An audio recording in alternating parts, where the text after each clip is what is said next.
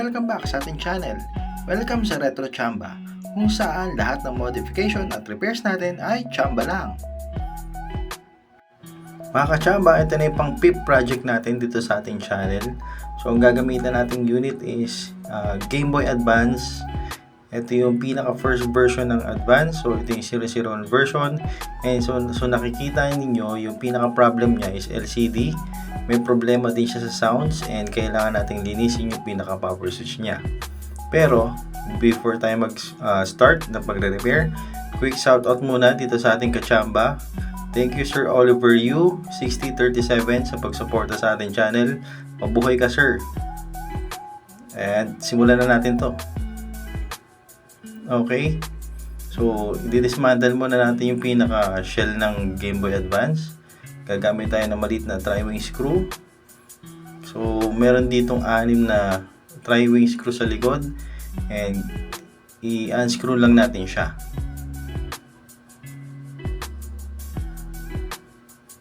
Dito naman mga kachamba sa loob ng battery compartment, meron siyang maliit na Phillips screw.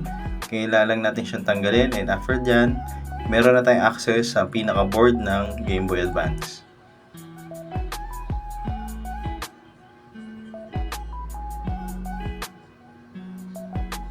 So, sa nakikita nyo mga kachamba, wala na yung pinaka-screw dito sa board.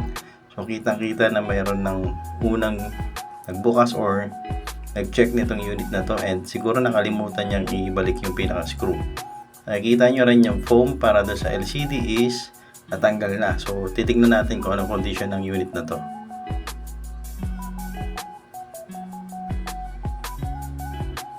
Dito naman sa flex ng LCD, tataas nyo na yung dalawang tab na yan.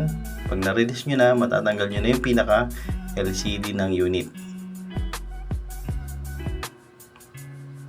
So, sa nakikita nyo is marami din yung pinaka speaker, and lilinisin natin yan afterwards.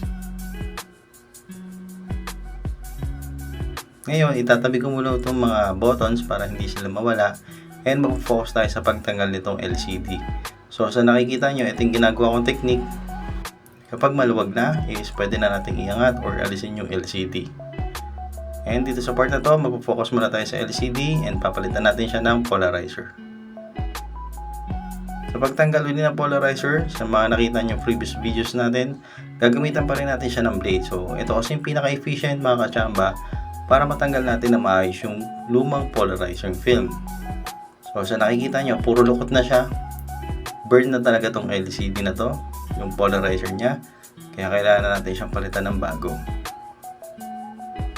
Sa polarizing film naman, available yan dito sa Orange app. So, madali lang siya makikita. At kung meron kayong mga ganitong klaseng unit, is pwede nyo sundan tong video na to or gawing reference para ma-repair nyo rin yung mga sarili nyong consoles.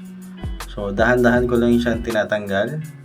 Meron lang siyang mga adhesive dito sa ilalim. Yung ibang LCD ng Game Boy is naiwan yung pinaka-adhesive niya. So, dito sa console na to, tingin ko mas madali natin siya matatanggal.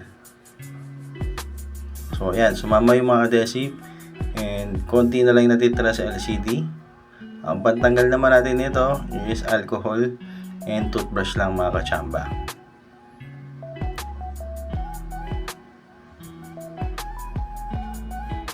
So, nilalagyan ko lang siya ng alcohol dito and isaset ko lang siya siguro mga 10 minutes para mas malambot na yung adhesive na mga naiwan, and then lilinisin natin siya ng tissue. So, ito na nga, malinis na siya. I-apply na natin yung bagong polarizing film. Pwede nyo gamiting template yung tinanggal nyo luma na polarizing film para sukat yung paggugupitan nyo doon sa polarizer na nabili nyo online. And dito nga, niline up ko lang siya and dahan-dahan ko lang dinidikit yung bago nating polarizer. So, hindi siya isahan lang mga kachamba. Dahan-dahan natin siyang ididikit, and then niro-roll up lang natin yung daliri natin sa LCD para wala siyang bubbles. And ito na nga, medyo madalis natin siyang naikabit. Malinis na rin siya. After nyan is mag-initial testing tayo kung maganda ba yung image na lalabas. So, binabalik ko lang yung pinaka-ribbon dito sa slot. Ilalagay ko siya dito sa back shell ng unit natin. itatry natin siyang i-turn on.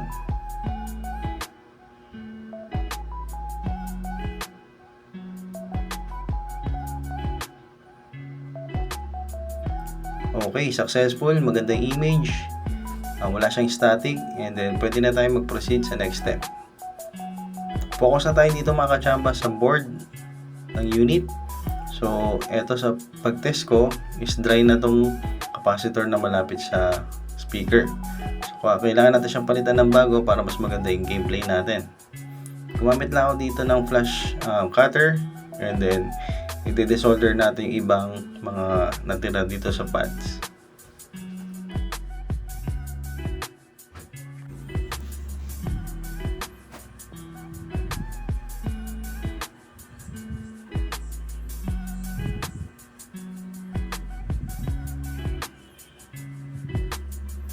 Dito mga kachamba, ibang electrolytic capacitor yung ginamit ko. Pero same lang sila ng value, so pwede pa rin siyang gamitin. Same lang din yung quality ng sound sa lalabas, and magiging okay na okay pa rin yung board natin.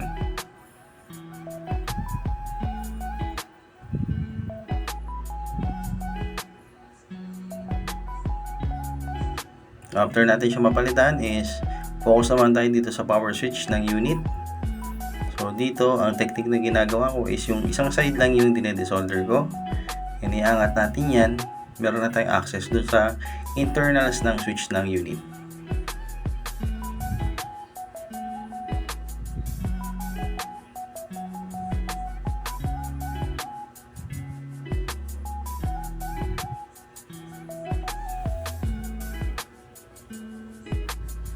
So mga kachamba, dito makikita nyo is medyo madumi talaga yung internals ng switch natin. Gagamitin ko lang na palinis dito is toothbrush na may konting alcohol, and scrape natin ng konti yung pinaka-contact sa loob.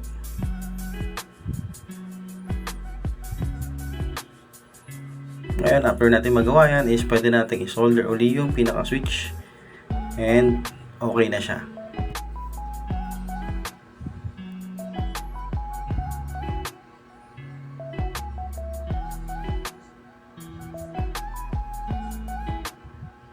Okay, so naayos na natin yung pinaka-board. Okay na rin yung LCD. I-assemble na lang natin uli yung unit. So, reverse lang to nung ginawa natin pag-dismantle mga kachamba. So, dito papasok yung kailangan natin ingatan yung mga internals ng unit, given na maliliit lang yung pinaka-parts ng Game Boy Advance.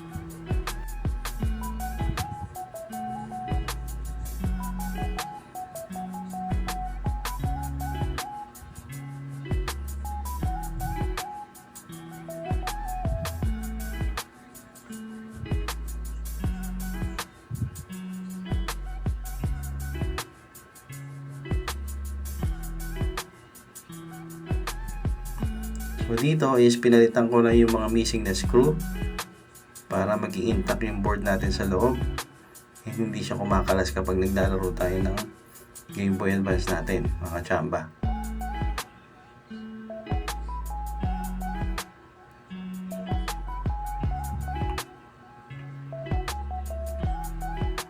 Very easy lang, sana nasusundan nyo itong tutorial to mga kachamba.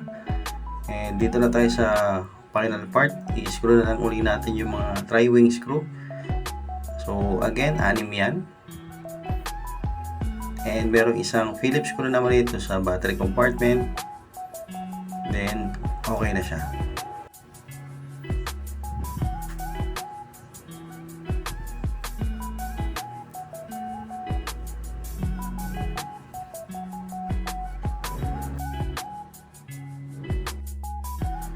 Dito na tayo sa final part mga kachamba. So itetest na lang natin yung unit.